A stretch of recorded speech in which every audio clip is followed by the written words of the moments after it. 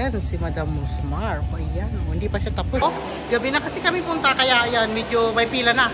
So, siguro pila tayo. Ayan, oh. So, pag pumunta kayo ng Tagaytay, punta kayo dito. Ayan. Ayan, sarap. Oh. Yes, pink na pink kasi si Rosmar na, diba? Ayan, oh, dami. Wow. Aha, parang kanya, sisling bulalo. Sarap.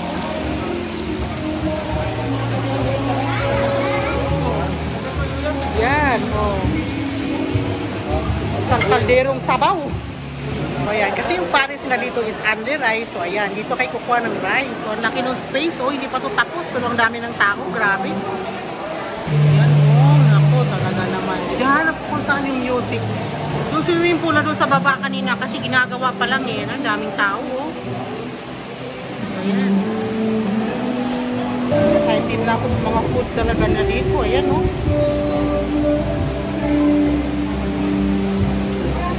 Sarap. Oh, diba? Sa 100 pesos nyo na Paris, mayroon na kayong only drinks and then only rice. Ayan na yung Paris. O, diba? Kanina walang laman yan. O, ngayon, sa kaldero na naman. Ha?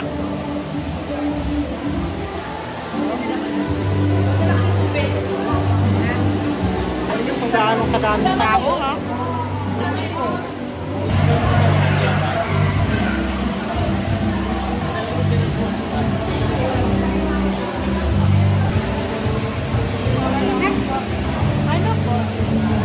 Welcome to my vlog. Nandito kami sa Rosmar, Parisan ng Tagaytay. Kasama ko si little girl. Ayan o, yung kanilang only nakasama dun sa Paris sa 100 pesos with only rice. Tikman natin ito. Hello na daw. Dali dito nitong partner ko. Hindi niya alam kung anong gagawin. Tantay namin yung aming mga food. Ako, masisiyahan kayo. Halagang 100 pesos? Yes. Only drinks daw. Yan only rice. 100 pesos. Pero mayroon kaming kinuhang pansit sa bowl. Dapat mag-order. So, ayan ang aming food. Oh, ayan, oh. Ito yung sinasabi. Happy birthday daw. Happy birthday. Ito yung sinabi ko. Pansit na nasa bowl. Sarap. Hindi nga ang kanilang rice. Yun yung Paris. Ayan. Siyempre, kilalang kilala si Rosmar sa Paris. So, ayan, ha. Try this. Ang ating Paris, talaga natin ng sili. Kakaiba yung Paris dito, ha. May litsing tumali. Sarap. Kain tayo.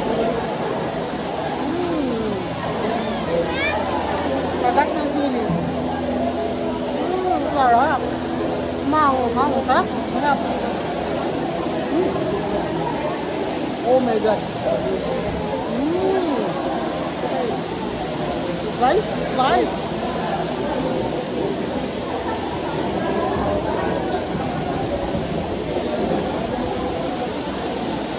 Ang sarap. Ngayon alam ko na kung bakit tinugumok si Rosmar sa pagkain niya. Masarap talaga. Totoo nga. Ang kismis masarap. Oh, gulay po po. Ang dami naman ng gulay mo. Sarap. Ang dami naman ng gulay, no? Nakalimutan ko, nagbibidyo pala ako. Na-overwhelm lang ako sa rasa. Masarap. At yung rice nila, ha? Nakalap yung rice nila ako kasi pagdating sa rice, medyo maarte ako, pero pasarap sa akin yung rice nila ako. Anling sabaw ng Paris. Ngayon, kapag may sasakyan kayo, ayun, may parking din naman. Malawak din yung parking dito. Gabi na kasi kami nakarating dito, kaya ayan, hindi ko na masyado makita. So ayan po, tapos na kaming kumain. Ayan, may baby, oh. Ayan, oh. Tapos na kami, busog na kami. Kaya naman, ano, lalong dumami yung tao ngayon. So ayan po. Ayan, iikot ko lang. Ang laki ng space dito ni Rosmar ng Tagaytay. Ayan po, Rosmar Parisan ng Tagaytay. Thanks for watching. Ayan, oh, si Jollibee. I-welcome kayo ni Jollibee dito sa Rosmar Parisan ng Tagaytay. Sabi ko, pati cellphone ko busog. Ayan. Galing din Diwata, kumain dito. Talaga. Mas masarap. Ay. Ayan.